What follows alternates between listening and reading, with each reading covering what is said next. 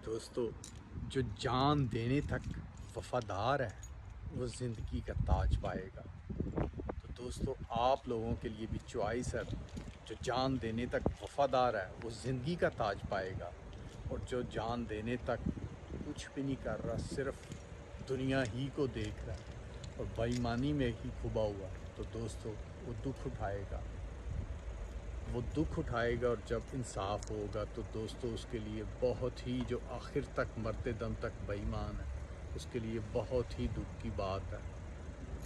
वो गंधक की आग के लिए तैयारी पकड़ रहा है, और जब मर जाएगा तो दोस्तों वो जो दोज़ख की आग है, गंधक की आग है, उसमें डाला जाएगा।